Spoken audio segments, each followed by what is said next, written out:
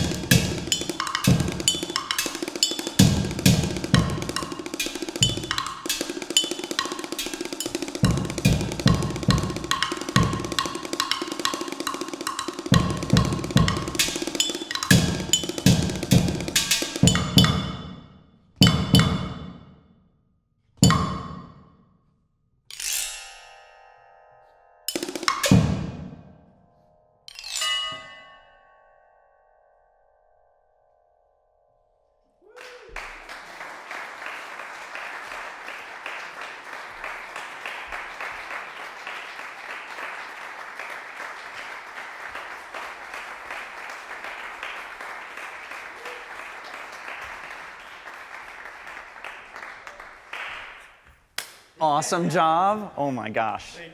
Congratulations on learning this piece. It's incredible. For everyone who's listening, actually, so this is a movement from a much larger work called Seven Pillars by AKIHO that Sandbox sort of worked on and commissioned. A couple years back, we released an album of it. We tour it. It's a sort of 11 movement work, and this is the penultimate movement. So to sort of contextualize a little bit kind of what you're hearing, it's part of a much larger form. Congratulations on just learning this piece, though, because it's incredible. Every single note that you're hearing, every single instrument that Nathan is playing on is meticulously notated and composed by Andy. And it's really, it's quite a feat as a performer to take on this work and to really learn it, to take it on and to sort of champion it. So it's really, congratulations. I also just want such a great thing. Toss into that Victor's being modest, but it's a piece that was actually written for Victor within the group Sandbox. So obviously you didn't want to throw that out there, but I think it's worth mentioning that. Yeah, Victor, how many times have you performed this piece? Probably bunch of times. Yeah. 30, 40 times. Maybe 50. Yeah. And I was going to say it's interesting hearing the piece not in the context of Seven Pillars. I feel like I've only probably performed it maybe once or twice, not in the context of Seven Pillars, and it's so interesting the sort of different take on it that you can have when it's sort of extracted from the piece, because it's sort of like, I mean, as you can hear, it's kind of a drum solo of sorts, right? There's like, it's crazy, there's all these rhythms, it's really flashy and virtuosic, and it really kind of holds that place in Seven Pillars. It's sort of like the penultimate movement, it's sort of like an injection of adrenaline right before the final movement, and we kind of feel it that way. The couple times I've played it by myself, like not in the context of Seven Pillars, there's actually like all of these like different sorts of pacing ideas that we can throw in there, and getting to live with the piece for a long amount of time, I think that we're able to sort of live with it a little bit more, to like feel it flow and being a little bit more free. I hope that, like, not just with carTogRAPh, but any performer who has a chance to like play a piece of music for a long period of time, they can really sort of like see how it evolves. And for me, it has really evolved in the sense where everything you need to know really in the piece is actually right there in the title.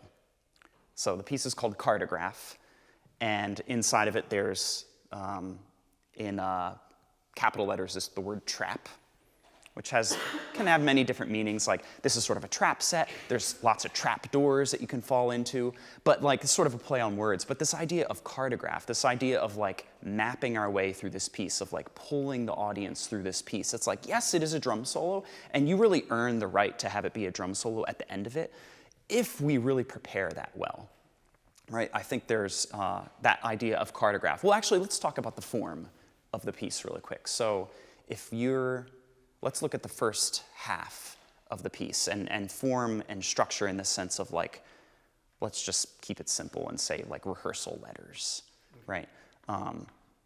Beginning to D. Letter D is sort of where we really start to, it's D to the end. It really is just sort of like one long crescendo. But if we're looking at like A through C, like what are some interesting things you notice about the form? It's definitely like sectioned by the different main themes, I guess. So it starts out with this like 30-second note theme, introducing all of the different metal and these three instruments, focusing on those. And then we get a few like moments where it drops down and builds back up. Right. And I could probably make more of those softs to like go somewhere with them. Maybe. In my mind, there's actually like 3 kinds of music in the whole, well, I guess 4 if you count letter C, but sort of 4 kinds of music until we get to letter D. There's sort of our beginning, our opening, which is a lot of 30-second notes, a lot of fast playing that you heard in the beginning on this cool instrument right here, which I'll just show you all, is a cigar box, which has got a really cool kind of, it's like the AKIHO snare drum of sorts. So the first part of the piece is a lot of sort of fast 30-second notes on the cigar box like that, kind of introductory kind of thing, and then we get letter A. Letter A, yeah. And letter A, when I started learning this piece, I was like, why the heck is letter A so darn long? And letter B is like that long. But letter A is really like, that's really like the meat of this piece. That's really like the carTogRAPh, the trap part of it. There's all these twists and turns, all these little things that you have to kind of navigate. And if we like feel those, like navigating that and sort of like how that feels emotionally, I think it actually influences the way we're playing it. The dynamics, the pacing of the tempo. Maybe there's certain moments we want to pull back the tempo a little bit. All of these little things, like thinking of like a mountain structure on a map or something like that, this idea of carTogRAPh. And then letter B, that's really like a different thing. It's sort of our power chords. Nathan's got these beautiful cut metal pipes here. These are all pitched, and you can probably cut these yourself. Yeah. So it's actually just a chromatic set of pipes. And if you saw in the score, it's notated, again, all very meticulously, to take the drumstick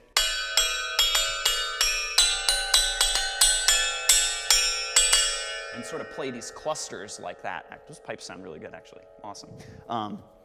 So letter B kind of like, it evolves a little bit more, and it's like maybe a little bit more up in energy and intensity. And then letter C is obviously its own thing, and letter D is obviously its own thing. So I'm wondering if maybe, can we look at A, letter A, and I don't even want to play right now. I want to actually, can we sing a little bit of this music together? Yeah. There's so many little twists and turns in there, and sometimes when we are so focused on what all of the instruments are, and it's like, it's a little different every time. It's like, oh, which one was it? Is it bottle 3 or bottle 2?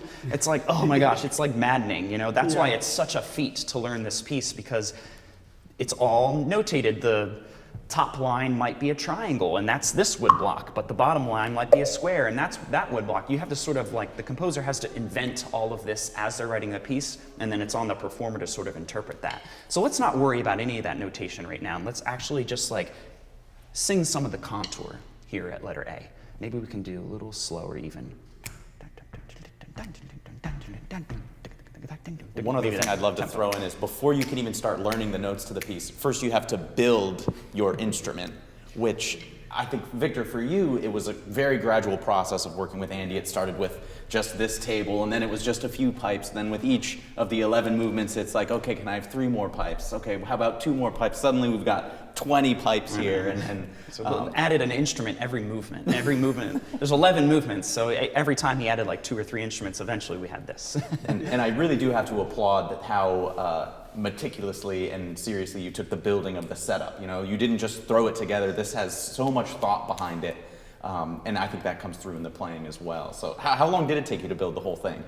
I've been adjusting it like here and there. Right. I just got a new cigar box because I go through them every now and then. Same, yeah. But like, I started in the fall, like maybe November. Yeah. When I started to like piece things together. Yeah. I've been collecting wine bottles and like glass bottles. They can attest. I have a box of a lot of options. Trying all of them. You probably even tuned some of them with some water. Yes, I pour some water in there. That's cool. That's cool. No, it all sounds great. Yeah, the setup is really cool. But anyway, back to the singing. Yeah.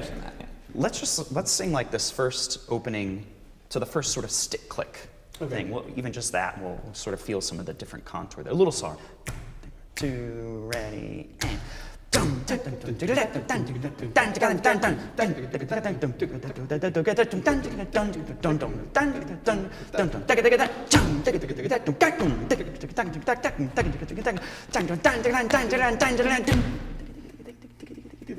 Awesome, cool. So let's do it one more time. And one more time, we'll talk about it. Yeah, one more time. Ready, and.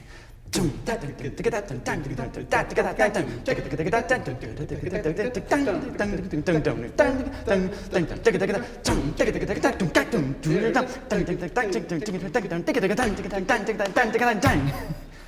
cool. Impossible to sing these rhythms that fast, but that's awesome. What are some little rhythmic changes and things that you notice? Things that even just singing, you're not worried about like what all the instruments are, just little rhythmic things that you just like, let me just enjoy that more.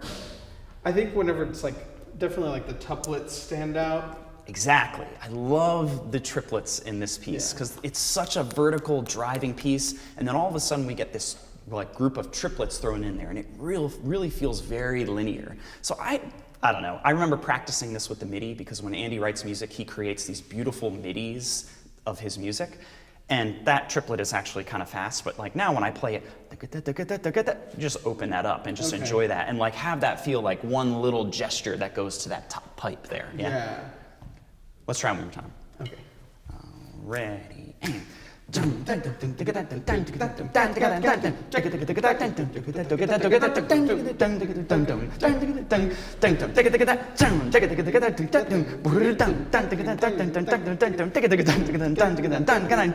Awesome, cool. So I see you have here like these accents thrown in here, or they're sort of highlighted as sort of caret marks. I like to just like let those drive. Yeah, okay. That's like kind of our thematic rhythm. Not actually, but like it's sort of thrown in there a little bit, you know, so we can really let that sort of like drive to that first stick click. So much for going slow, we're totally going fast. When there's like 1,000 notes on the page, right? You know, and it's kind of up to you. I mean, the composer will give you lots of clues as to which ones are the important ones, but I always like to think of like there being just like a whole spectrum of ways to play those 1,000 notes, and that there are the ones that you're going towards, and then there's kind of the connective tissue of notes. And the more you play it, the more you can really kind of highlight that difference and help kind of distill it down for the audience, because if the audience is like getting all 1,000 notes, it can be hard to be like, whoa, like what was that experience? And you can really help show us we're going from this one to that one. And sure, there's 100 in between, but you can really paint that picture for us. Yeah. And it reminds me actually, and I'll tell a quick story. I know we have unlimited time, or we don't have unlimited time. We have limited time. When we worked on this piece, 7 Pillars, with Andy, we had a series of different sort of recording residencies that took up sort of a year of our time, kind of around the time of the pandemic. And one of those residencies, we were recording, we were sort of editing and mixing what we recorded, and then off in the other room in our studio in Brooklyn, Andy was writing this piece, actually. So he was in this room literally with this setup, the setup that I had sort of built with him, improvising and composing the piece as we're sort of like mixing the rest of the movements in the other room. And it was just so fascinating. Maybe afterwards I can pull up some videos and show you. It was so fascinating to watch him work, to watch him compose that, because he truly composed this music in a very improvisational way, specifically for these instruments laid out in this way. So it is like, it should breathe and feel like a drum set player who's just like living with a groove or living with a song or a tune, right? It really feels very organic in that way. I bet if Andy had written this piece totally away from the instruments, it would also be really cool, but it would just be so different, right? So it really has to feel very improvised and free, and once you do all the work to sort of really learn what's on the page, then you have the freedom to sort of depart from that. I think that this is such an important point, because when Andy improvises, the rhythmic patterns, the rudimental patterns that he chooses, that's his way of being expressive. In the same way a great jazz pianist might choose different harmonies or different colors to be expressive in what they're improvising, Andy chooses a double paradiddle here or to hit the pipes right here. And right now what I feel when you're playing this is an amazing degree of execution.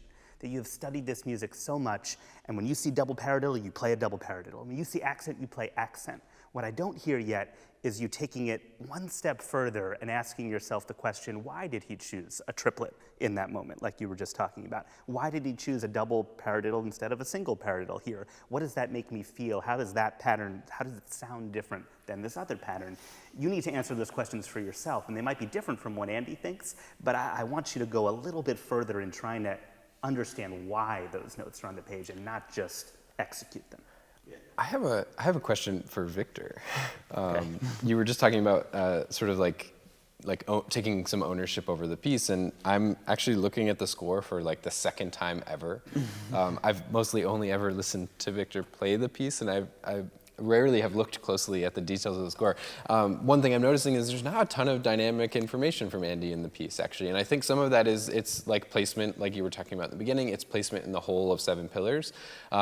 But I wonder if maybe this is a moment for us to give you some permission that ownership for you might be with respect to dynamics, actually. That if it is truly fortissimo for all 6 pages here, that is a whole lot for us to handle. Yeah. And I'm mostly reacting this way because I wouldn't have dictated fortissimo if I were to tell you what Victor plays when he plays the piece. It's actually something quite different. And so maybe there's something in there, Vic. There's a lot of spectrum for expressive qualities inside of dynamics, or rather using dynamics, I think, especially in A to B, because A to B is just so long, you know, and there's actually, we recorded a video, and maybe you noticed if you watch it, there's actually a big cut in it, because we just felt like it just was kind of going on a little bit too long for what the dance was and all that. Anyway, let's look at a spot where I think that we can actually maybe try a dynamic thing to sort of insert here. This is right before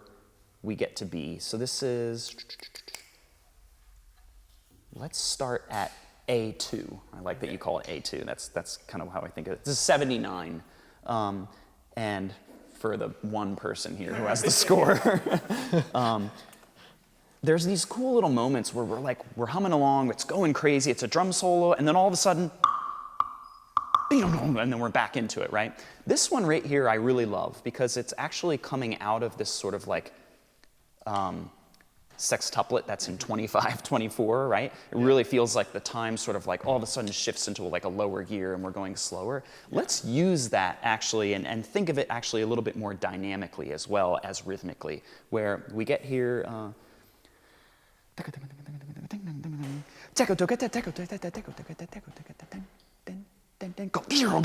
then we really surprise everyone and come out here. There's just a moment here where we can really like float ourselves down to that, because every other time it's a surprise, right?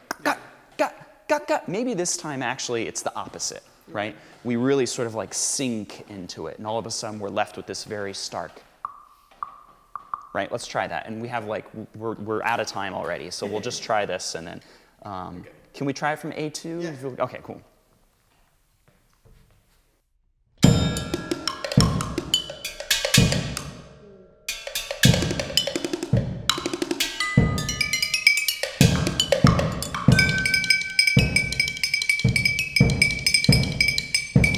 Yeah. Great, excellent. Really good, really good. I'll add one more thing for you to think, because I know we're getting to that moment.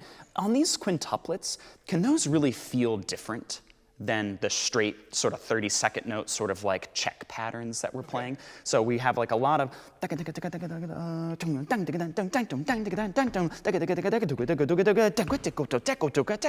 really round on those quintuplets. I don't care if they're slow. They could even be slow. Like, let's actually go too far and make them too slow, that we really feel nice and like wide and fat and like on those quintuplets, right? So it really feels like we're building this contour, this map of sorts. One more time, I won't stop you, then there's that, and then trying into this woodblock thing, yeah.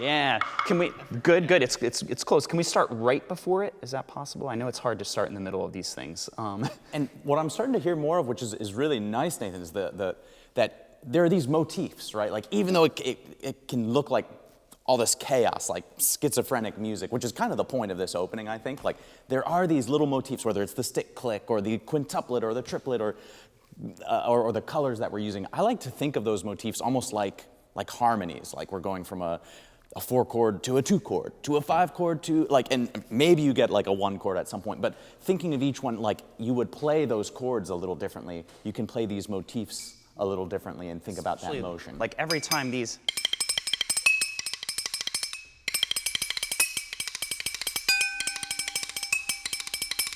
like let's have that be really like chattery and like sometimes Andy, when he's composing, he's like this all the time, and he's like, I'm trying to figure out what it is, and it's like, it's this little like bug that's inside, like under your skin, right? Really different from the sort of driving woodblock cigar box music, right? Okay.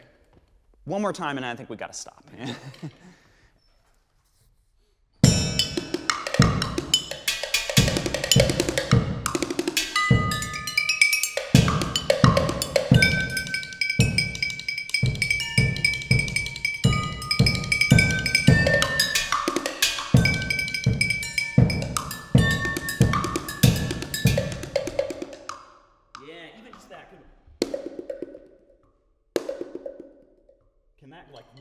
the way there.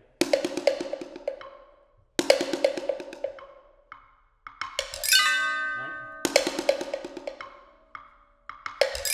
And then we do this the bliss. Yeah, just that. Just do that. Awesome. Yeah, cool. Then the map of the piece actually becomes you being able to shift that character in a split second from this thing to that other thing, and really making that seem as fine and precise as possible. And that's how this piece just like comes into focus. It's nice. Awesome. Yeah, bravo. Woo!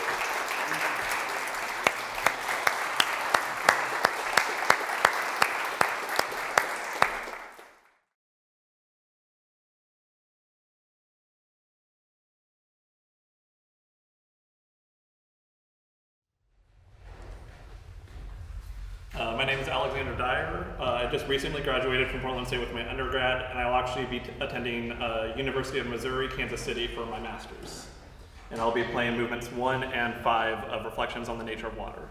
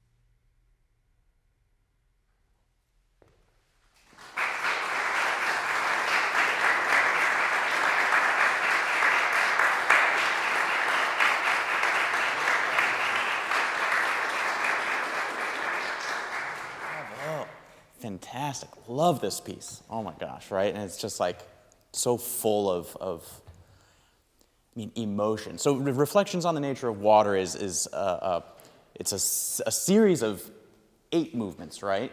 6, sorry. I added 2 for fun. No, yeah, 6 movements, each kind of illustrating a personality or a quality or a character of water. And so that first movement is called Crystalline, and I think that's evoking kind of that icicle nature of water. The 5th movement is called Profound, which is a whole other take on water, just whatever that might mean to you, whether it's the depths of the ocean or something like that. And I just love that task as a performer of taking this music, but this music that's really clearly illustrating something, and having that in our hands. Maybe we'll start with the first movement just to take a look at it, because I like to make the analogy when performing a piece, any piece really. I like to think almost like I'm delivering a speech sometimes. And it's not that I'm trying to tell a story so much as I'm trying to convey a feeling.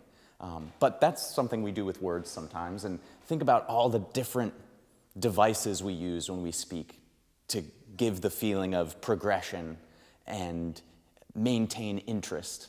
And there's so much detail in this score. If you all, maybe we can pass some of it around a little bit, this first movement. Every note you play has a dynamic on it that it's different than the previous one, that it's just a ton of information to sift through, and you've done all that great work. But the goal is for each of those dynamic specifications to actually give us this feeling of forward motion and intention. So could we even, just for fun, play that very first collection of notes? Yeah.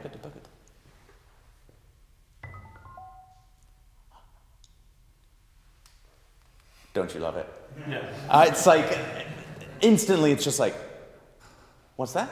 Oh, and you can just listen to the resonance in the room. That's just, let's do it one more time. Everybody really enjoy this. And then our answer? Yes. Next one.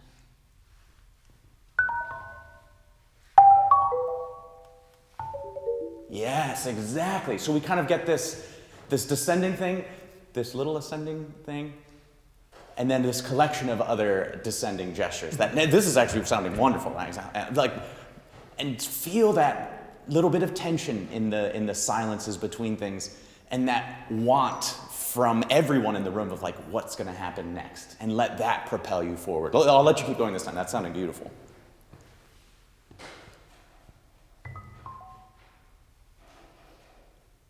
One more time. When you played just the first gesture, it was marvelous. So sometimes we get caught up as performers of knowing, oh, I'm about to do the whole thing. Mm-hmm. Like the first time when I didn't even tell you were going to go on, I just let you play those first notes. I always try to find that feeling when I'm playing. Who cares that there's 80 more minutes of music coming? I'm just going to play this note and then decide because it's up to you when you go on and if you go on. You can still decide, just put the mouth down and say thank you. That was enough. So enjoy that feeling. Make sure you hear that first gesture before you play it. Take an extra 2 seconds to really hear the sound you want to make.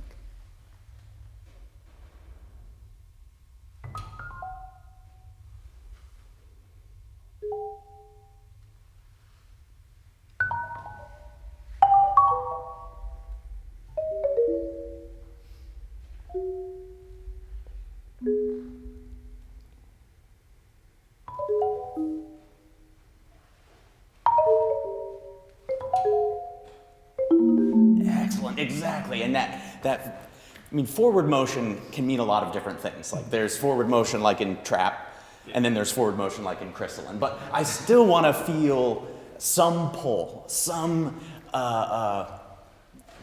momentum to the phrase. And again, it's not going to be the same momentum we get but whatever that means to you of just that inevitability of where we just arrived, right? That's kind of that first phrase descends down into this half step, which I love the way you played that in the run through. Just finding that hum of resonance in the instrument where we almost don't even hear articulation, we just hear sustain, which is a tricky thing to do on a percussion instrument where you're hitting the thing, you know? But with time and practice and delicate touch, you can actually create this feeling of just warm resonance. Yeah. So Jonny, I wonder, so Johnny's talking about this direction leading us to that tremolo. What are the musical tools that you have available to achieve that? What can you manipulate? Kind of like phrasing the bigger beats, like the ones that are like the main notes. Yeah, the main notes. Totally, and we do have a dynamic shape. Like in this case, in those last three, I think we go down, right, over them. Nice, so we can adjust the dynamics. What else? Also the speed of all the grace notes. Nice. What's written in the score in terms of the speed of all the grace notes? I believe it says to play them all as fastly as possible. Good. What does that mean to you? I think that means playing it as fastly, but also like musically, like as long as you're like within the realm of fast, I think that's fast enough as long as getting the musical character out of the notes. Yeah, like it's not, I would interpret it not as fast as possible. Snare drum flam. Right. No, as fast as desirable, right? Like as fast as sounds good to you. Right now, I feel that the rhythm of the grace notes is a musical attribute that you're not using enough. Okay. Generally speaking, all of the grace notes are about the same speed, and generally speaking, I think all of them are too fast. Okay. They have a little bit of a frantic energy to them. And at least my conception of this piece, it does have these bursts of energy, but they're obviously nothing like the bursts of energy in trap, but nothing remotely like that. They're not even anything like the bursts of energy in the fifth movement or in the fast movements of this piece. They're quite tame. And so I think you could, especially, one thing that might help us lead into really the beginning of this piece when we start getting that tremolo is to just ease up on that speed. Just to help really move us into that section. I know it's hard because it does say in the score as fast as possible. It definitely does. And they're not written as rhythms, right? Another composer could have written septuplets and then sextet, like to really clearly show you when they should be fast or slow. But anyway, I just wanted to say that I think that is a part of your playing that doesn't feel like it's being utilized as much as it could be. Okay. Yeah. Can we try this whole first section again and just try some stuff? It's not going to be perfect the first time you do it. That's fine. But see if you can put your ear on the speed of those grace notes. Okay.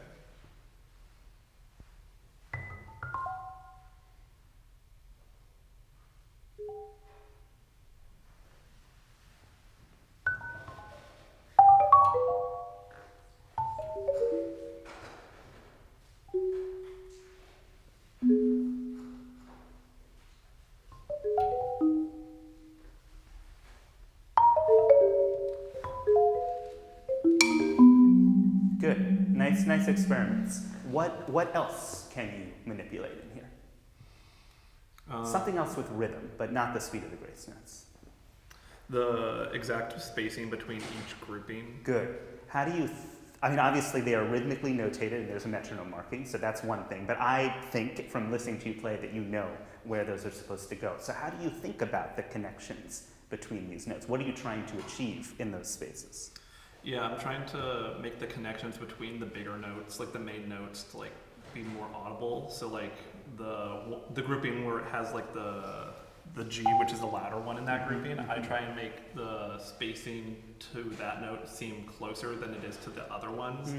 So even though like it's written specifically out, I'm trying to use a little bit of liberty to like highlight each individual like icicle. Good. We're going to try it one more time, and I want you to listen to your dynamic shape from gesture to gesture and think about connecting them. So for instance, if we have one that's mezzo piano and the next one is piano, making sure that it sounds like it feels like you're sustaining this chord even though you're not, but in your ear you have to feel like you just pressed an organ pedal or something like that and it's holding and then resolving on the softer note, or if it's getting louder, that it's actually crescendoing and building energy.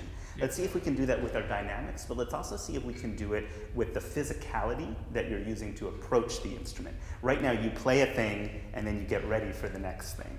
And that causes all of us to watch you play a thing, and then check our watch and get ready for the next thing. You need to hold our intensity our attention in between those things, and you can do that by using stillness or movement in your physicality as you play. So, la ba da da da da. Boom. Move in the way you want the next note to sound. Right now, your movements are not connected to the sound you want to make. The sound is beautiful. If I close my eyes, it works, but I'm not going to close my eyes because it's a live performance. So make sure that every movement you make, this is so hard on a percussion instrument that doesn't ring, but make sure that you have to trick us into thinking that this is a vibraphone, that it is actually ringing a lot more than it actually is. Okay. Try it? Yeah.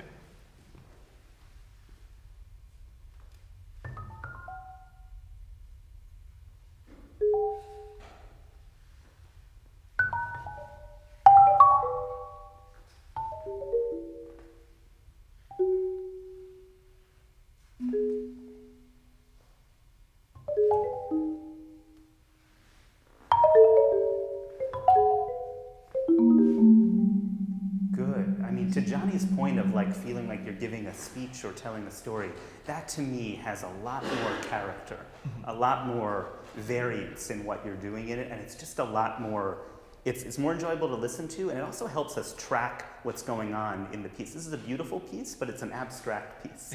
And I think you need to work really hard to dictate to us what the form is. It's one of the reasons I think the dynamics really help. Every time you play that first gesture in the piece, it's always at the same 3 Ps, I think, right? And so if you can dictate very clearly the differences in these, you can show people, we're on this one, and then we're on this one. Then we went back to this one, and now we're on a new one. You can help sort of lead us through this unfamiliar harmonic place. One of the other challenges that I've always found in this piece is dealing with the different registers across the instrument and the extreme different amounts of resonance that there are in the different registers, particularly on the marimba. I'm sure as you heard, that first gesture at the very top, there's very little resonance there, but as soon as you get down to those low notes, they're really warm and resonant and sort of like liquid like that.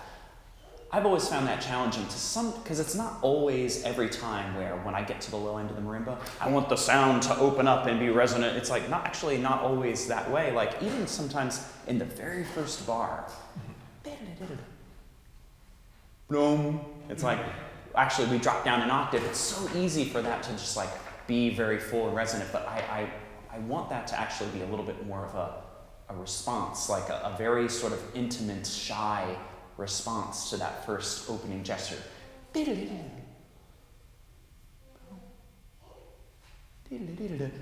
then we move on forward from there. So I think managing those resonance, those difference in resonance across the register and the instrument is also part of the challenge. That's a great point. We're so used to that. As marimba players, that's just in your ear. That difference in resonance for you is just a part of going down the instrument. But actually, it's really important to consider. It's a really big aspect of that first measure of the piece. I wonder if it's worth just putting your ears on that one moment here, just the very first measure. Yeah.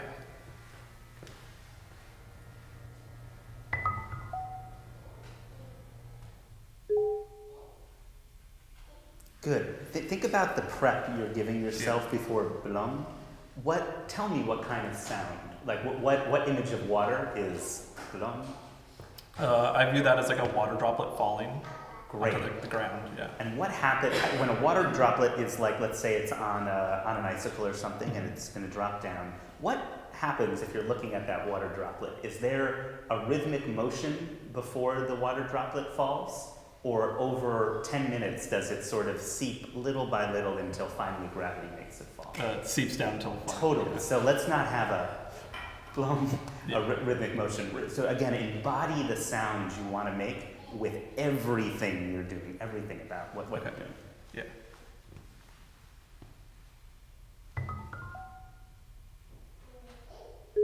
Nice. Let's try an extreme example. Try like da-da-da-da-da-da. Boom. So no break in your movement at all from the gesture to the next one.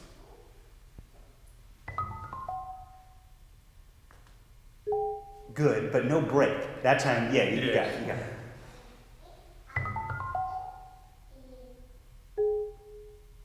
Interesting. I know it feels weird if you haven't done it before, but that might help you figure out how long that space is supposed to be, like how it feels to move from here to here. And look, you should not do a physical motion because I told you to in a class. That is a surefire way to make it look contrived and not you. I'm just giving you an example of something that you might try, but you have to find an organic way to do it in your own playing. But in that run through you did a minute or two ago, when you really did think about your motion between things, that was the most fluid, continuous opening phrase I heard yet. That was really, like, the mind and body are connected, I think, you know? Like, I think that when your physical approach is deeply connected and mirroring your mental interpretation concept of what you want, I think, of course, it's going to sound a little better. So let that tool be in your bag of tricks as well. Yeah. Let's spend a few minutes on the five. fifth move. Before we get there, I just want to, here, do you mind if I just try something real quick? So there are a lot of hard notes in this piece, but a couple of them that you missed are not hard notes. And I want to make sure that you have permission to do whatever you need to do to get these melody notes.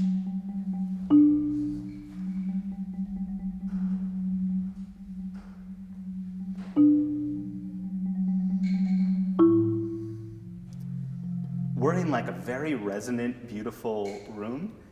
If you take these little breaks in between the roll, I don't know, it sounds pretty continuous, right? It sounds continuous to me. Like you don't hear that break at all. No, you have so much more freedom. Totally. in the room. And it's hard to jump out there. A, you might miss a note, but B, that sound I just made it's like a cymbal crash in the wrong piece. Like it's just not the right sound. What you want is a second person to come in. Exactly. That's how I used to practice this, just make that melody exactly the way, and then figure out a way to get that sound while you're also holding this tremolo. So I think this is actually related to the fifth movement as well, because there are moments where I think you can feel good about taking a little bit more time through things. Like you did a wonderful job with those waterfalls with all the tremolos going down, which is like the hardest thing in the entire piece. I actually feel like sometimes you're going too fast. Okay. Like you are changing chords so rapidly that someone who knows the piece really well, I don't actually understand all the harmonic changes. Okay, but let's talk about a couple things in the fifth movement. I want you to be aware of how the choices you make in terms of sticking influence the sound and the phrasing that you're playing with. For instance, you have some choices of how to execute these. So the way this works, you're holding like a fifth here. You just do the first one. And then you have to fade in and out this other fifth. So how does that sound? It's like you're looking at a glacier or something, and then just off in the distance, something else pops out and goes away. And there's a few different ways to do that. So one way is doing what we call one-handed rolls, where literally one hand is doing one fifth, and then the other hand comes in. And can you just demonstrate the other way of doing it?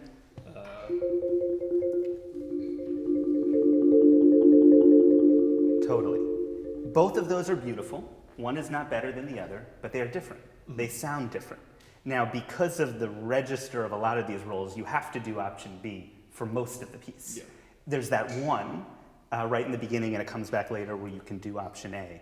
But they have very different sounds. And again, this is not a right or wrong. We are in the land of subjectivity here. But to me, when I listened to it, I heard one version of it, and then I heard a different version, and I wondered why. Like, I wondered why we were looking for a different sound in that gesture, where I think my interpretation of the piece is that these are all the same. What's changing are the harmonies, but the way that we're hearing them is the same. So I wonder about how you decided to do the one-handed roll. Yeah, in general, I tried to keep all the same ones be either one-handed rolls, and then it was the one at the end when I actually started doing that, I thought it matched the texture of the other rolls better to keep it all the same kind.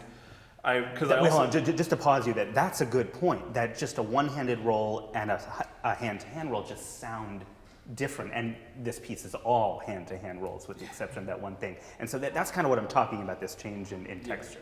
Yeah, and I just found that there was one time at the end where I keep doing the one-handed roll, and then I just go back to this one.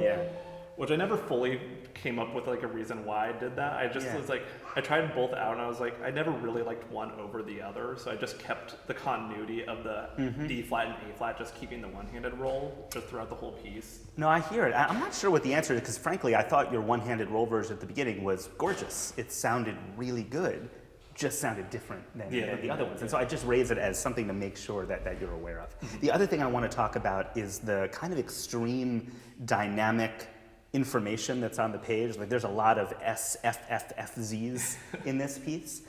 I think you could consider couching sforzandi within the atmosphere that you're making. So to me, a sforzando is different than a subito fortissimo. That just kind of means one thing, louder. A sforzando is bigger than an accent. It's an accentuated note. It's an important note, more intensity, but it is still in the world that we're living in. And I found, like that first outburst that you had, it just kind of blew me out of the water. Like, not only did an iceberg appear, but we hit it in that moment, right? Like it was a very jarring thing, and I wonder if there's I mean, perhaps you might decide that there is a moment in the piece that should reach that level of intensity, and that's fine. But it seemed like you created this beautiful world for us and then just broke it one measure into it. Do you mind just playing from the beginning and trying something a little more calm on that first sforzando? Yeah.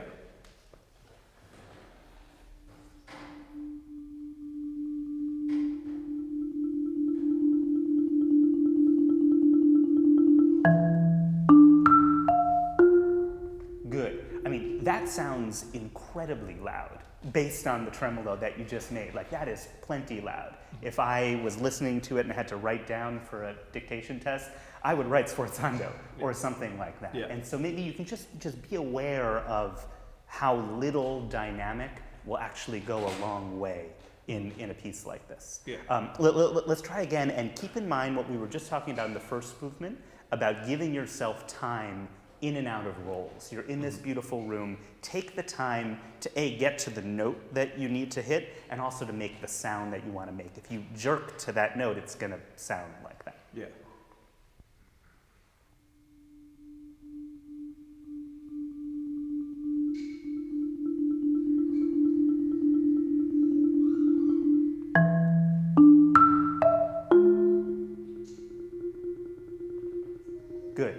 Good. Now, think about, we have no information really about speed of these grace notes. Maybe the first movement holds as fast as possible, whatever that means. Right now, with the speed that you're using, they feel like 4 independent markers in the universe. Doom, boom, boom, boom. That's great. I'm, again, just trying to make you aware of how your choices read to us as an audience member. Try it again where you try to connect that. It doesn't have to be that much faster, but connect it into la ba da da dom into the next tremolo. Yeah.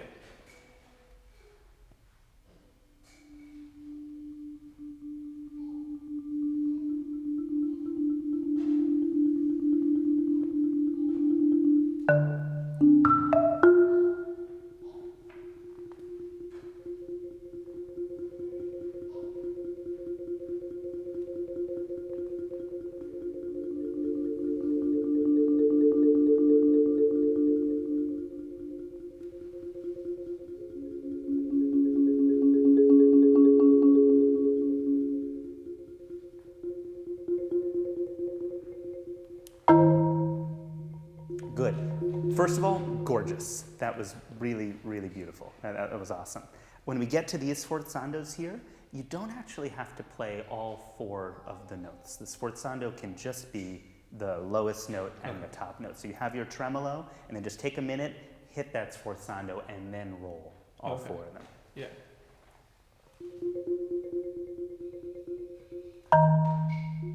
Good, but take your time. It's okay if there's a little break in that tremolo.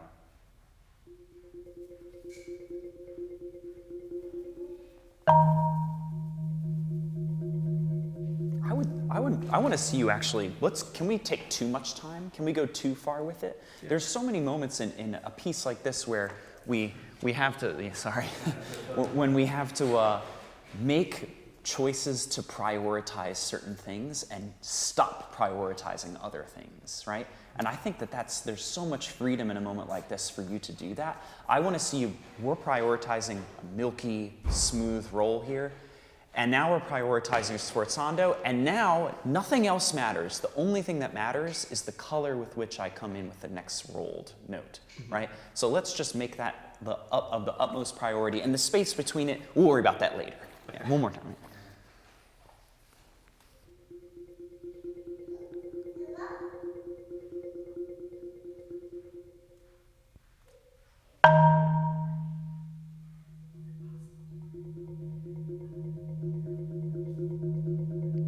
Great, so then if we're thinking about that sforzando, how do we feel like if we're, for a moment, we're prioritizing that, like how did that color feel in the context of profound?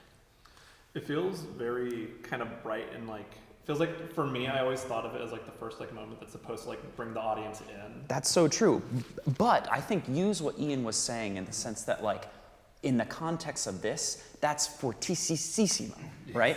Yeah, 7 Fs. You really learn this actually when you start like recording and making albums and like having to like record under a microphone, because you do certain things and then the engineer comes on the mic and it's just like, so we want to get like this really amazing color on those quadruple P rolled marimba notes. When you do those sforzandos, that's blowing my mic out of the water. So like you actually like have to tone things way down even more when you're under a microphone. And then when you're in a concert hall, it's somewhere in between that and your practice room, right? Yeah.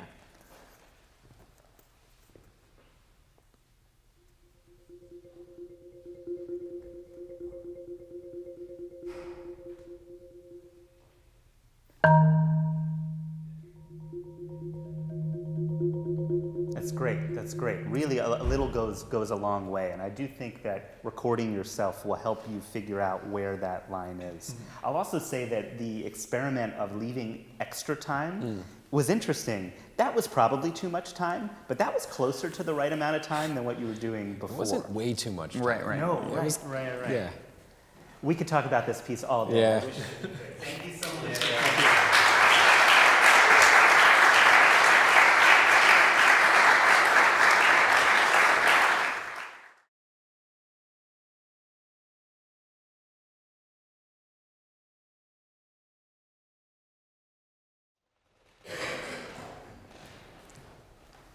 Here, you want to just tell us what you're playing? Yeah. Okay. My name is Ian Charlton, and I'm going to be performing Vermilion Bird by HENG. Cool.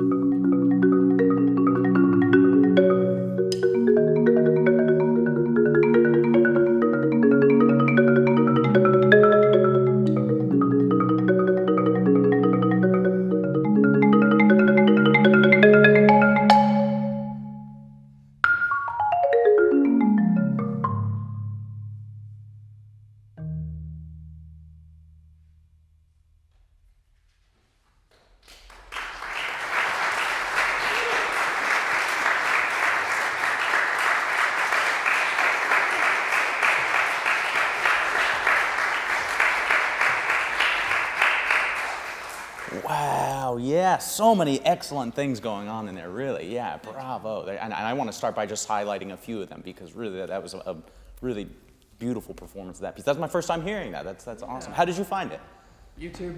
Yeah, that's a great resource. Yeah. One of my favorite percussionists, she has a really hard name to pronounce, but Adelaide Ferrier. She played it on YouTube.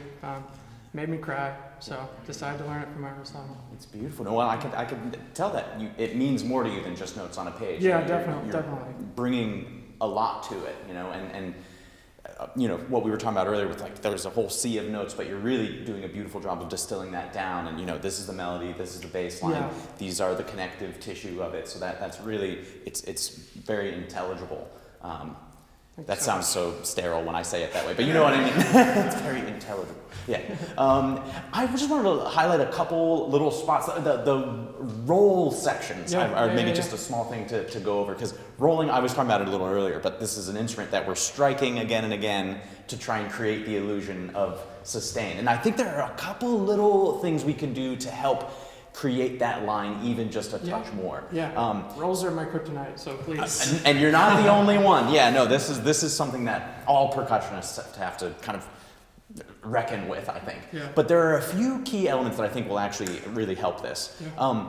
That very first chorale, can we just look at that? So I'll tell you the trap that we all fall into is we as percussionists like to start a roll soft to kind of sneak in, and then we can get the sound going, and then here comes another note, so we'll come back a little bit, start the next one soft, and then we can get this, again, I'm exaggerating, but a little bit of a seasick kind of feeling of up and down. Now you're actually really creating line and shape inside of this, but if we falter from that, it's because of this tendency that we all have as percussionists. Totally. So my favorite thing to do just as a starting place is just to play each of these chords, no roll at all, but just as the rhythm. We can do this one at the bottom of the page. And just, if you didn't have any rolls at all, how would you play these chords just one at a time, as connected and lyrical and beautiful and dolce as possible? Yeah.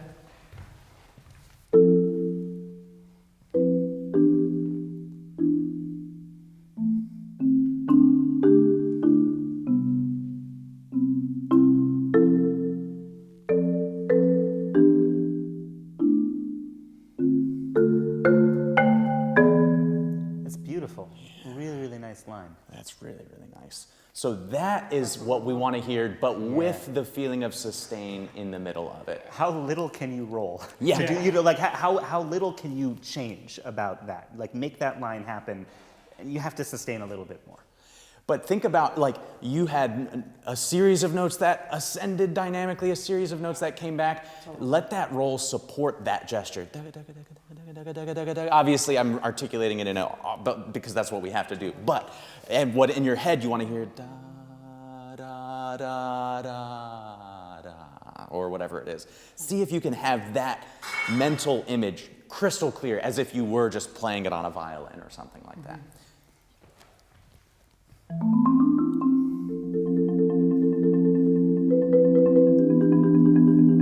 Yes, and don't be afraid of articulating the beginning of a chord change. So, that's always the thing that we want to kind of... Scared. Exactly, but some of them can totally be ba, ba. It's totally fine. Yes, wonderful.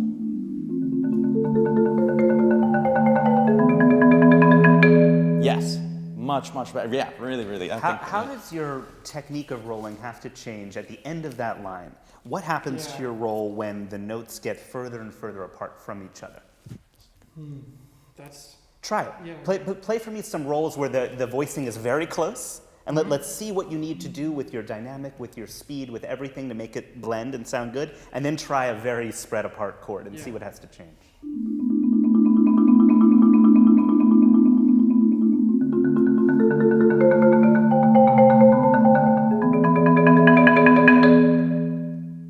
Thoughts? Probably, well, it feels better, I guess, when I have a more open stance, legs wide open, more not as closed off. And how about the blend of the notes? Do you have an easier time creating sustain in an open or closed Yeah, no, voice. okay. It's definitely easier for me to create line and sustain at a more of a closed Yeah. position, totally. than it is Exactly. at open. I mean, frankly, you can just roll slower in a closed position, which Yeah. generally makes it sound like there's more sustain, because the faster we're rolling, the more it's sounding like this. Totally. But when the notes get further apart, it's kind of, there are two axes. There's the distance in between, and there's also just the register you're playing in. exactly. So higher rolls or rolls that are further apart need a faster roll speed Yeah. to make it sound as connected as lower rolls or rolls that are closer. So and I think it kind of works because the line is actually getting louder Yeah. as it's getting further apart. We just need to pick up the roll speed just a little bit to Cool. compensate. Yeah. To help fill in that space. But really nice adjustments already. There was one other spot I wanted to look at. Yeah. Unless, did we Yeah, want to? do Okay. it. Yeah. So could you play us I'll show you where, just at letter B, where this first comes in this moment Yes. here. Just a few bars of it. Perfect.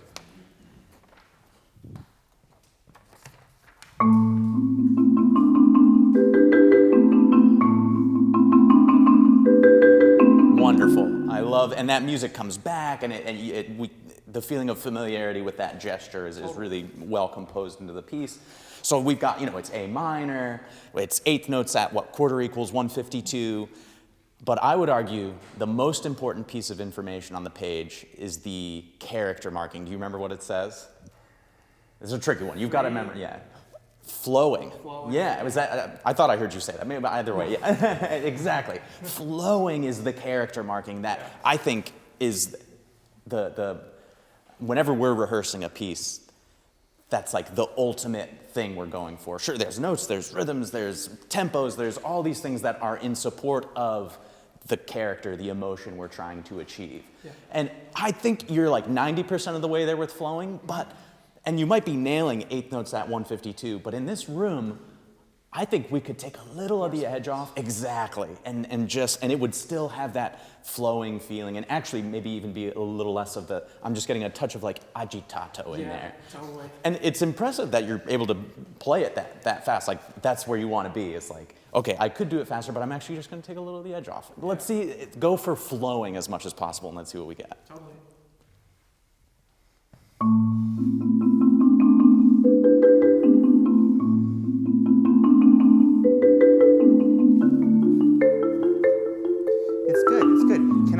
Can you play for me, and we can give you the music if you need it, just the top note of each of these chords? Can I hear that line?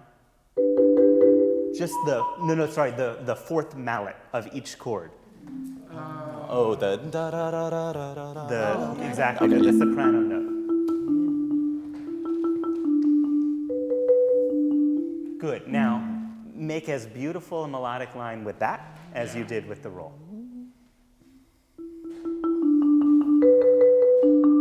Good. If you are capable of doing that, never do it the other way, ever.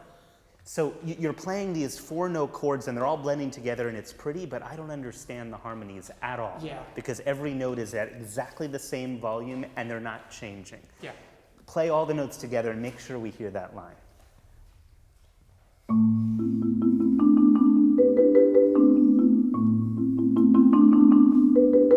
Good. It sounds to me like you want to do yum bum bum bum bum bum bum bum bum bum bum bum, right? Yes. But why on the second harmony do you diminuendo? What I hear is yum bum bum bum bum bum bum bum bum bum bum. Connect those on your way out.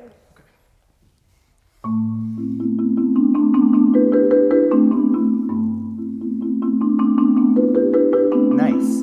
We've taken a shape that had a couple twists and turns, and we've sort of like erased part of it and smoothed it out. In general, when you're talking about this thing you're trying to communicate a musical idea to an audience that has never heard this piece before, is going to hear it once, and that's the only chance that you get. It's a very difficult proposition. Simple is better. If you can make your shapes more simple, like that one is, we get it in an instant. Totally. And what's starting to happen now is, rather than feeling, we're actually starting to really feel from that bass note.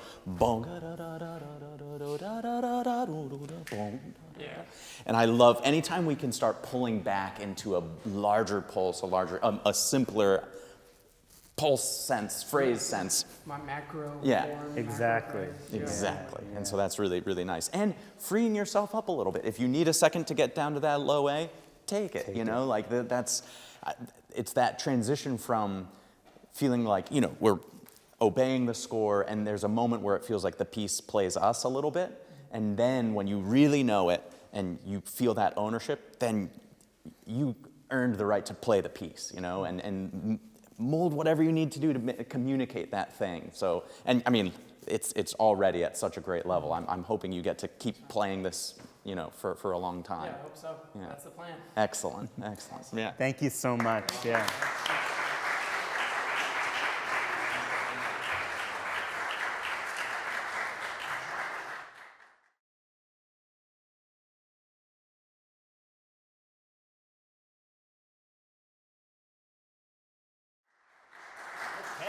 Now for the main event. One more piece. We're getting to work here, yeah. They brought half a percussion quartet, so I think we're going to fill in with the other two. But let's get this marimba out of the way, right? So maybe while they're getting set up, I'll tell you a little bit about Pillar 3. When we started our session, we talked a little bit briefly about 7 pillars, the whole piece, this 11 movement piece that the original solo piece is a part of, the kind of penultimate movement. Pillar 3 is another one of those movements. And I believe it is the entire piece is sort of set up in a kind of palindrome. So we have 7 pillars, hence the name, and 4 solo movements that are kind of inserted in between some of the sort of larger pieces, the larger pillars. And Pillar 3 comes in at about sort of like the, I don't know, 35% or so through the piece. And one of the things that Andy is doing with this piece that's so interesting is he's doing a kind of additive process with regards to instrumentation. So each new movement, we kind of have a new set of instruments. And when we have Pillar 1, the opening movement from the piece, it's very stark. No pitches at all. It's all rhythms. It's all very percussive and driving.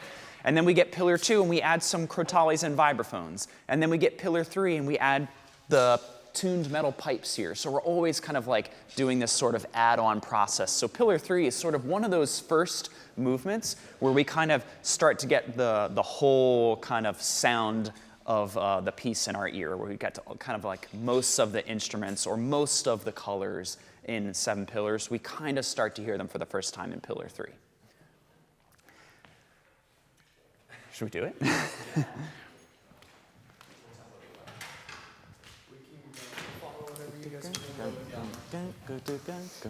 This is the first time that these 4 people have met each other, so this is going to be really fun. Oh, yeah. I'm excited. All right, excellent. You tell me when you're ready, Terry. I'm ready. That's what I like to hear.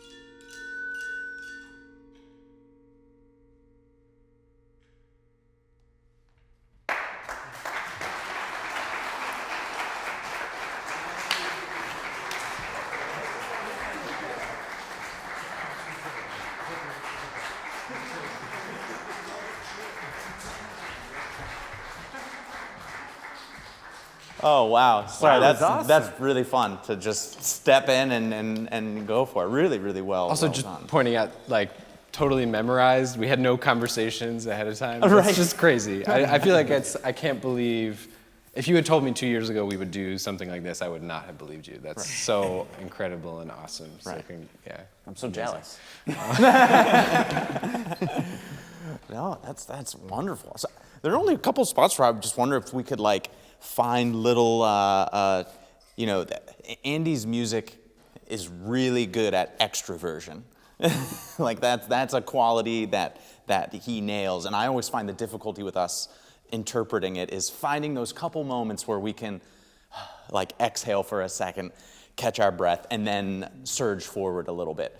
Any little quirky moments. I think this is so right on, and sort of the thing I was thinking about as well is like, actually in the context of all of Seven Pillars, I know we're not working on a solo right now, but the solos in particular are such a great indication of actually so much of the depth of expression that Andy's music really has. The solos always felt to me so like introverted and so like special and personal. And then I realized like there's a lot of those moments actually throughout the entire piece. I think I agree. Like Andy's music does this like extroversion so well, but there are these little moments in there that are like so like tender and so like childlike or something, like the first one I can think of is actually working backwards. It's just the very end, the very end of it when we have this ring, ring, ring, ring, ring, ring, beep, ring, ring. It's really crystalline and very like tender and very light. And when we like really understand that there's all that depth there in Andy's music, I think it influences like moments like that, I think we have to remember that both sides of the extremes are what make both sides pop, right? There's so many fireworks in this piece, which are amazing, but if you can get what Victor and Jonny are talking about in the couple of lower moments of this piece, it's going to make the incredible theatrics of the big moments work even better. But I mean, it's kind of what we were talking about in Trap too. If we move our default, our average dynamic or average intensity to forte or to quite intense, then that becomes our average, and it's not special anymore. And two fortes is just a little bit more than that, but it's not this huge thing. So there are not too many moments. There's the end. There's the moment right before the groove starts, like with the bows. little There's bows just a and couple stuff, yeah. moments where we can find something that expands the range of expression that we have available to ourselves in this movement. I think it's even more important when you talk about playing the movement on its own than with Seven Pillars. In Seven Pillars, you could just be like, oh, that's why I got Pillar 6 and Amethyst. I have these other moments that can bring it down. But if this is the only thing your audience is going to hear, you have to find a whole world of expression in these 6 minutes. So maybe it's worth spending a little bit of time on these lower moments. I would go as far to also argue that those moments are in the fast and loud music Right, they too. should be. Especially in this one, like at the end of the whole pipe diminuting, augmenting thing, we have then this sort of build to the end, right? It's one of my favorite spots actually. Terry and I always like make eyes here and have a great time. This little bit. Actually, like that is, if anything, that can be one of those moments when I like to just think light and tight. Nice and crisp, like tiny little like hi-hat like trap beat sounds, right? Because we got a long way to go here what's still. about to happen? 6 bars after that, then we get the loudest vibraphone thing that has ever happened, and then we get this big unison gesture that feels like it should be the end of the piece if we didn't have that little coda. If you don't prepare that motion in some way, it's not going to be as impactful as it could be.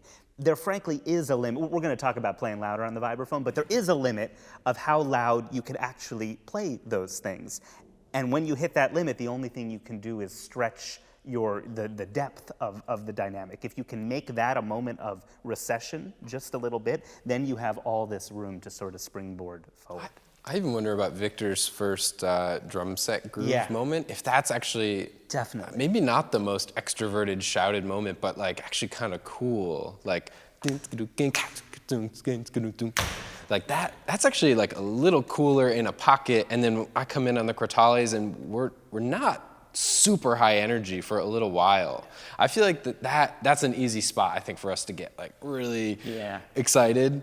That can be like the sort of chill beat. I always think, I mean, Admittedly, I love this groove because I do get to play it a lot. It's a fun one because I always think like a lesser composer, it would be like, but not Andy.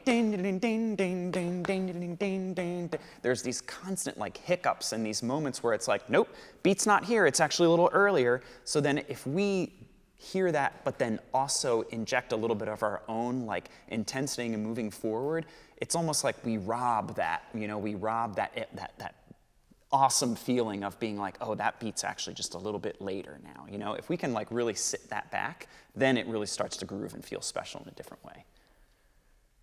You want to even just try that groove spot? Just see if.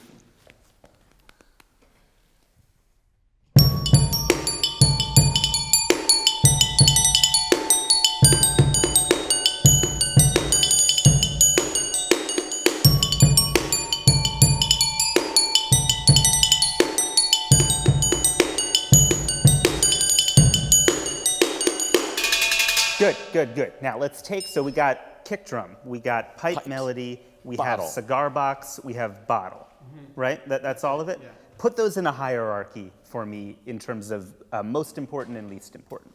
I think the pipes, the melody, is probably the most important. Okay. And then the bass drum and the cigar Snares, box are but- probably kind of equal. Uh-huh. And then this is just kind of decorating. Good. Let's start with just that. Play it again and play the bottle 18,000 times less. So much less you don't even know. So much less. Sauce. It is a spicy one, yeah.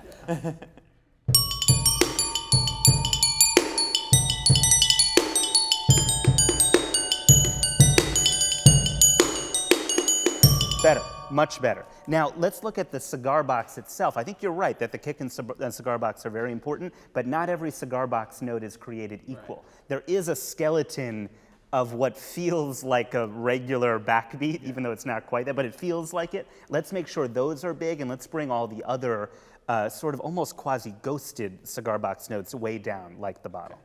Another, I don't want to throw too much information at you, but I totally agree also that the pipes, the melody, is the big thing, but they have 20 times as many notes as the cigar box does, which is kind of an interesting, I always feel like that's actually a factor in dynamic as well, is like the density of notes. So it's gonna be heard just by virtue of the frequency of those notes, and if the cigar box is also important, that means those 5 notes, the ones that are strong, can really pop, like those can hit like backbeats. And I still wonder if it can just groove a little harder too. Like, everybody can do this. Can we all just like clap together? Can we play this groove over top of just a quarter note?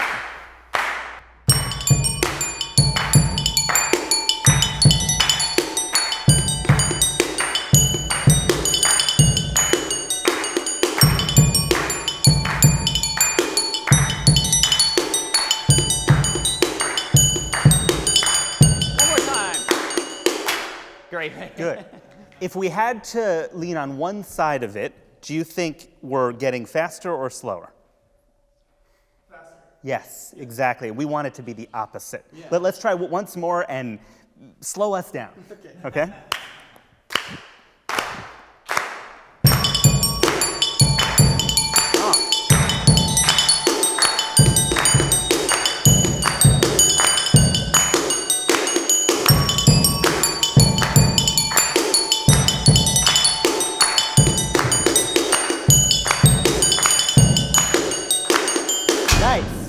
Nice, good That is investment. amazing. Yeah. So much You are different, yeah. You're using pulse to determine how we feel. Like, you didn't play slower, but you completely changed the feel of the groove. That's an amazing power to have, and it makes all the difference in the world. You're in control in this moment. I know no one's playing a quarter note, but everyone else who's playing with you is going to respond to that kind of energy. Should we back up just a tiny little bit and look at, or there's another spot, maybe like right before the groove comes in, and that music right before the groove comes in? See? Oh, right, yeah, Both. yeah. Yeah, Oh, yeah. yeah, I love this kind of like little calm before the storm a little bit here. Also, I love your vibe in the beginning where you're just like, I don't actually see Ian, maybe he's awesome too, but you're just like, you're there and you're just like, I love it, and it's just awesome. Yeah, it's such a great moment. Yeah. This rubber band on the vibraphone is something, I think Andy invented this, Andy AKIHO, the composer, and he likens it to a Bartók pizzicato, like snapping the string against the Make sure, I think in the score it gives you a model number of rubber band. Get that rubber band. This one's too small, and the sound, it doesn't cut over everyone. That's true. I mean, this works. Like, we're not offended, but you'll enjoy it even more when you get that model. You can whap. It's like, it's unreal. Yeah. We had it, but we broke 3 of them. Yeah, I get it. Yeah. Oh gosh. Okay, You have maybe. to. It's weird. You have to they're like a potted plant. You have to keep them out of the sun. They'll dry out and then they'll break. Like you actually have to keep them in a sort of climate-controlled space. Otherwise, they will always break. Yeah. Caring for your rubber bands. Yes. So, will this be right when Nathan has sort of Maybe the quarters? right on when you're by yourself? Right on it. Oh, can we do the whole section just for fun? Yeah. Nice. Yeah. Even softer, maybe on this. Yeah, nice. Nice. Love it. Yeah.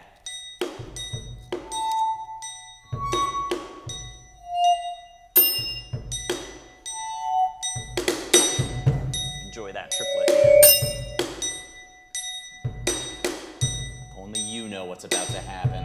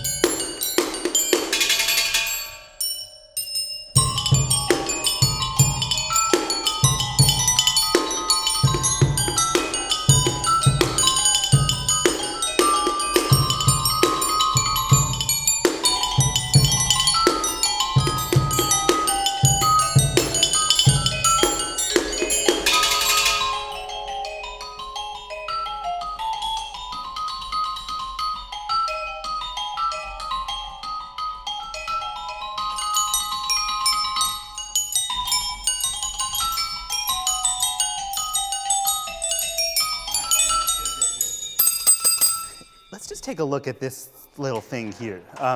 So first of all, I think, is it written in the score to use timbali sticks?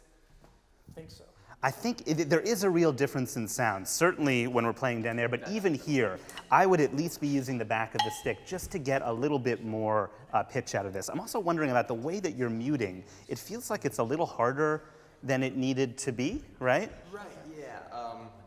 Are you just giving yourself more surface area? Yeah, or? just on that off chance that I That you miss one. miss I one. hear that, I hear that. multiple at the same time. But that's true. I don't know, it just seemed a little challenging to get around.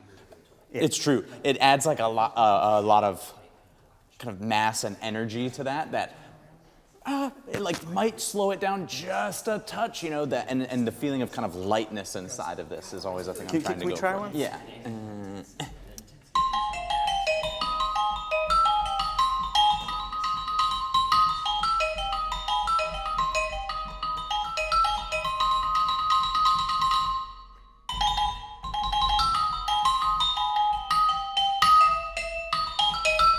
I feel like you can play, you were outmatched dynamically by Jonny just a little bit, right? I think you can find a way to match his intensity just a little bit more. Try it.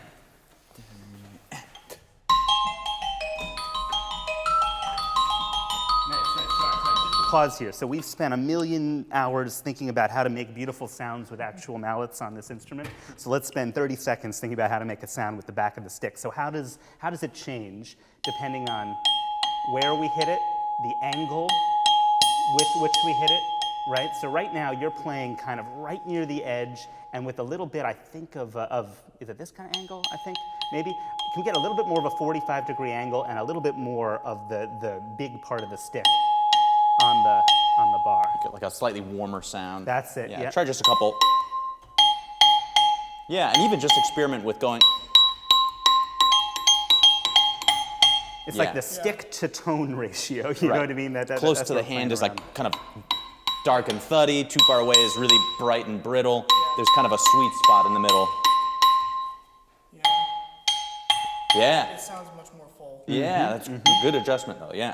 Nice. And you're doing the right thing. I feel sometimes you have to like get yourself in the right position to be able to do it. Yes. I get it. It's a low vibraphone. Yeah. Every athletic thing you do, someone's telling you to bend your knees. You know, that's the yeah. Let's try it again. Try it again.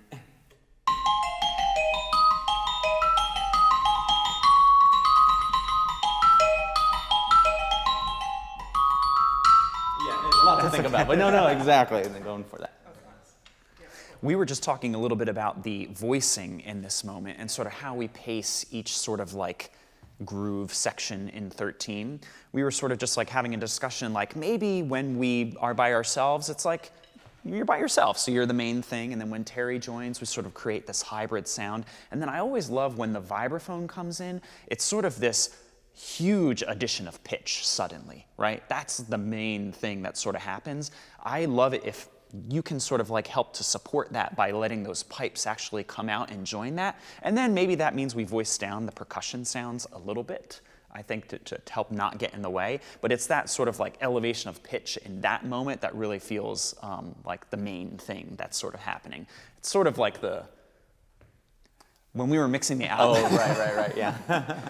It's a fun story, I'll tell it. When we were mixing the album, I think I was tasked with mixing or helping to mix this part, and Andy and I threw in this like crowd cheers sample at that moment. Yeah, like doo-doo-doo-doo, like this like anthem, like anyway, we don't need to go into it. But it is sort of that moment where it's sort of like, oh, like there's like this big moment of pitch, right? Yeah.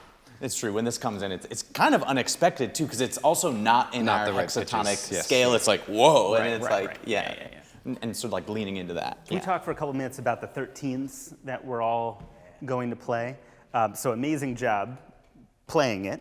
I think there needs to be a little bit more integrity behind every single note. Like this is not a moment to ghost notes like what we were talking about in the groove.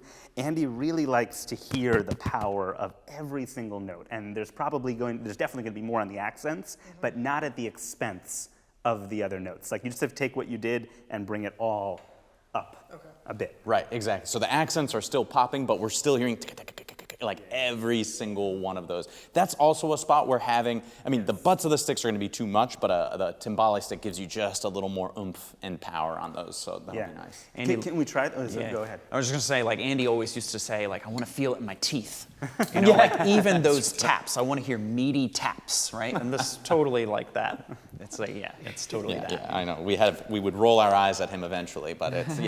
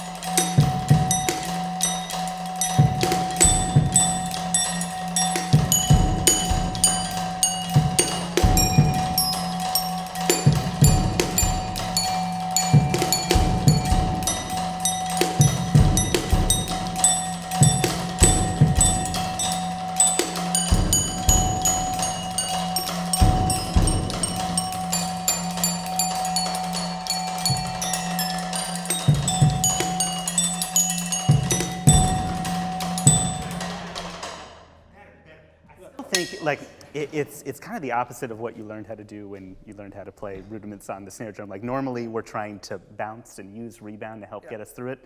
No, you just have to play through every single note.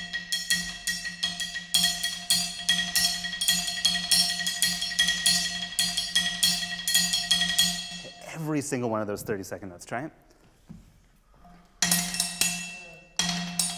Even slower. Slower is fine.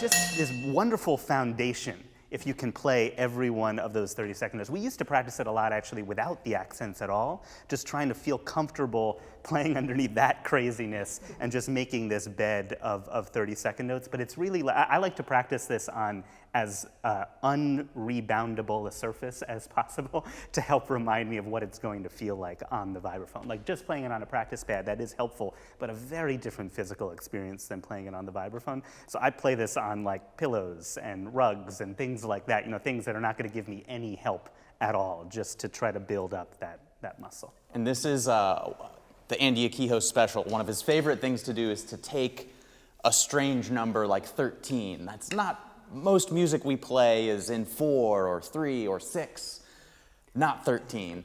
And take that and superimpose a consonant rhythm over the top of it. So this 13, when it's all by itself, you can almost start to feel it like its own meter. And that's actually how it's written, just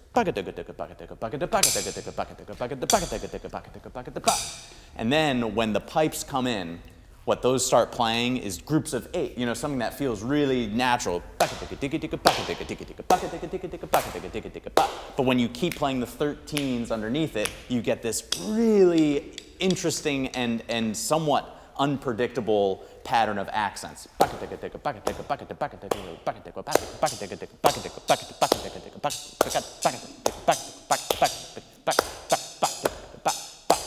Which just seems insane and actually took us a very long time to figure out how to do. I think we went like one beat at a time. Okay, what's the first group of 8? What's the second group of 8? So well done learning all that. But then the beauty of it is that it sounds like a strange through-composed group of accents, but we could memorize it like that, actually, because it was all within this pattern. We just had to spend the time kind of figuring out how to do it. But Really we're difficult. just about out of time here, but I'm wondering, do you guys mind, can we just play a couple minutes of the end of this one? I don't know, where do you guys want to start? want to do from the entrance of the pipe, or is that too much? No, it's great. Oh, from there, yeah. See here. Why don't we get into it? Sure. Like the transition. Okay, what do we got here? Just make sure I know. Put Victor on the spot. I have to learn how to play on that setup. Okay, He's got it. let's see.